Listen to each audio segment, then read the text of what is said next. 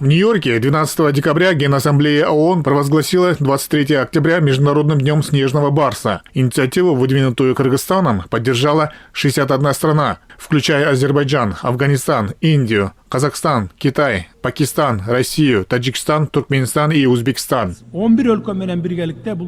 Совместно с 11 странами мы работаем над защитой этого уникального животного. В этой связи я имею честь объявить о внесении резолюции Генеральной Ассамблеи ООН о провозглашении Международного дня снежного барса и прошу всех поддержать эту инициативу. Жители горных регионов ежедневно сталкиваются с нехваткой воды, продовольственной безопасностью, бедностью и ограниченным доступом к базовым услугам. Эти страны не должны оставаться один на один со своими проблемами. Мы признаем мировое сообщество к активным действиям и решениям этих вопросов.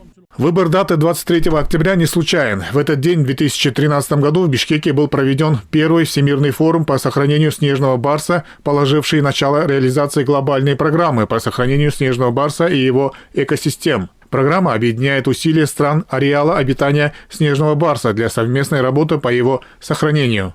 Секретариат при поддержке кыргызской стороны организовал сайт-ивент, мобилизация финансовых ресурсов.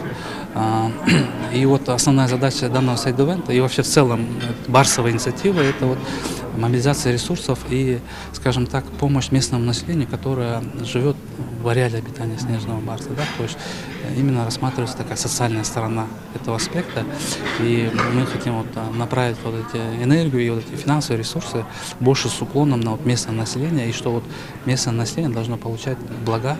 В МИДе отметили, что главной целью резолюции является провозглашение 23 октября Международным днем снежного барса, и внешнеполитическое ведомство полностью готово поддержать эти инициативы. Мы теперь ежегодно будем отмечать совместно с нашими международными партнерами этот международный день.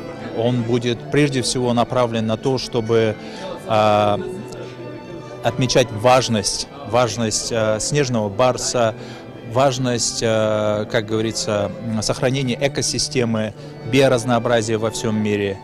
И, в принципе, эта инициатива, объявление Международного дня, она еще также созвучна с нашей другой инициативой.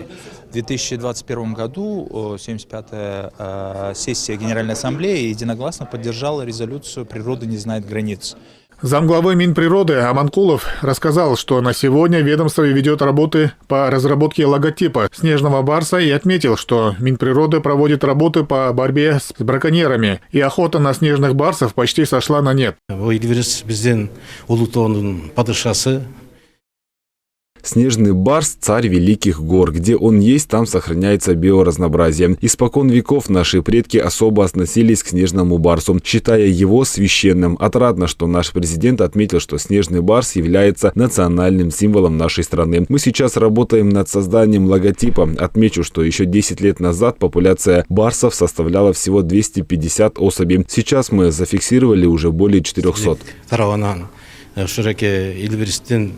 Эксперты отметили, что международное признание снежного барса даст толчок не только увеличению популяции и сохранению экосистемы, но и привлечению дополнительных средств на обеспечение нормальной среды обитания снежного барса. Кроме этого, планируется привлечение зеленых инвестиций в регионы стран, где обитает это уникальное и редкое животное.